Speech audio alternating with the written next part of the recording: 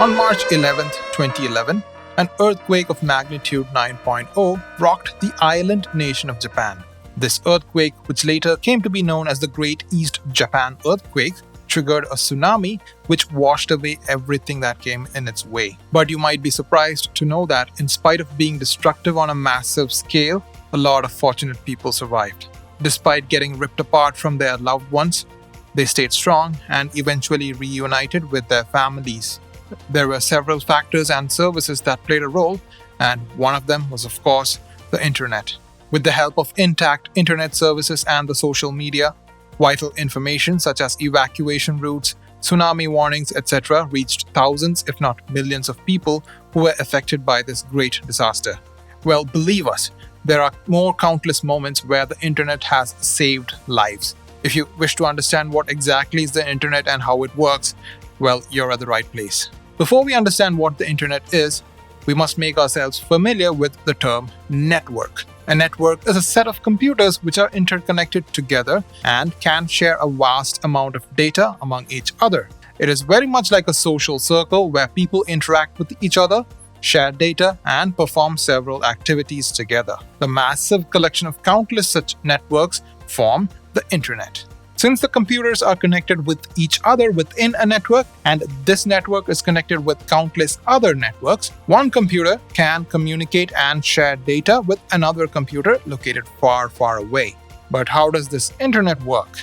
Well, the first method which might come across our minds is using satellites. Let's say that this video is stored in the Google data centers in Germany. For the video to reach us thousands of miles away, the data center sends data signals to the satellites via an antenna. Then the satellites send the signals to your device via another antenna. This is how the video reaches us with the help of satellites. However, if you're thinking that the process of data traveling a large distance can be troublesome, you are absolutely correct. This is because the satellites are stationed several thousands of kilometers away from the Earth's surface, and as a result, the data has to travel a huge distance in order to reach our devices. Traveling such long distances causes severe latency issues, which is not acceptable for most of our internet applications. But then how does this video reach us without the use of satellites? Well, this is where optical fibers come into picture. To access the internet, our devices are connected to a Wi-Fi router or cellular data via cell towers. These routers and cell towers are connected with the data centers with the help of a vast network of optical fiber cables. Now, a question arises here. How do these optical fiber cables transfer data? To understand it clearly, we need to understand the important concept of IP address.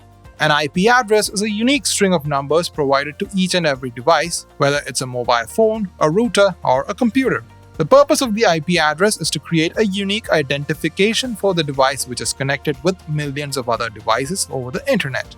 The IP address is assigned to our devices by the Internet Service Providers or ISPs, and it ensures that all the information reaches us whenever we need it.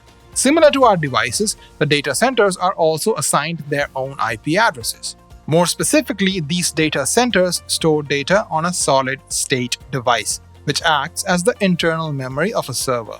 This server is basically a powerful computer which performs the role of providing us the data that we request for, and each server has its own IP address.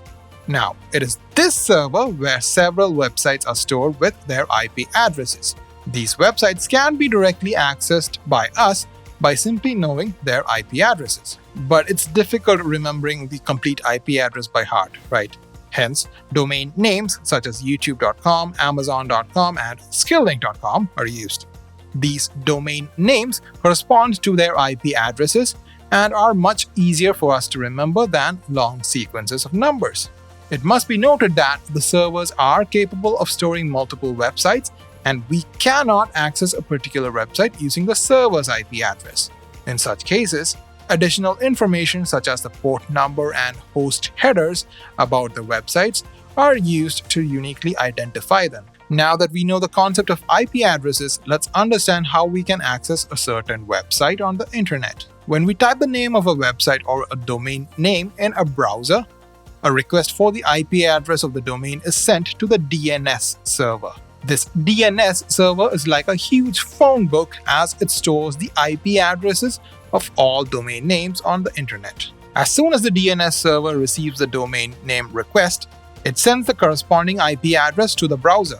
Upon receiving the IP address, the browser forwards the request to the data centers, or to be more specific, the particular server which stores the requested IP address. As soon as the server receives the user's request to access the IP address, it sends the data in a digital format with the help of optical fiber cables.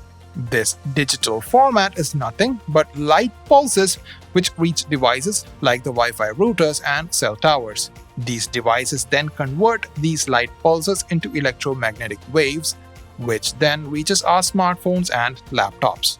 Besides the electromagnetic waves, the Wi-Fi routers also convert light pulses into electrical signals which can reach our devices like computers with the help of an Ethernet cable. Now that we know how the internet works, let me ask you a question. Is the internet more efficient than other forms of data transmission like cellular and landline technologies? Well, the answer is yes. Let's try to understand how.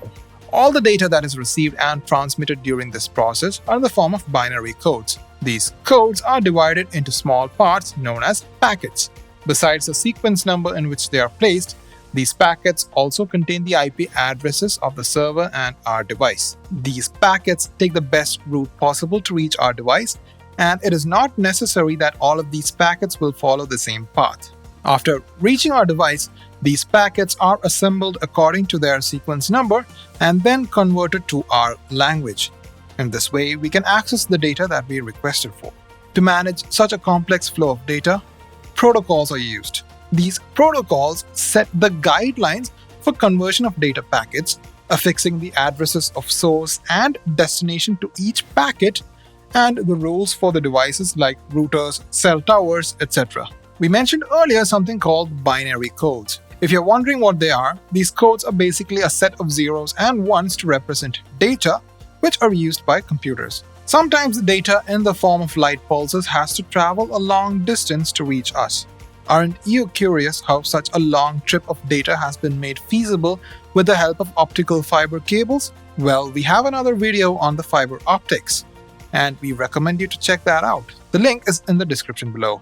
Now that we have developed a basic understanding of the internet and websites, we should know how we are able to access the awesome websites on the internet.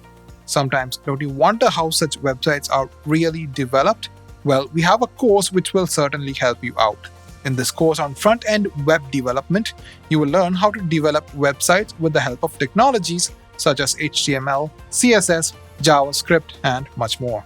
Check out our course page linked in the description, and we assure you that you will certainly enjoy it. This is Skill-Lync, and we'll see you in the next one. Until then, bye!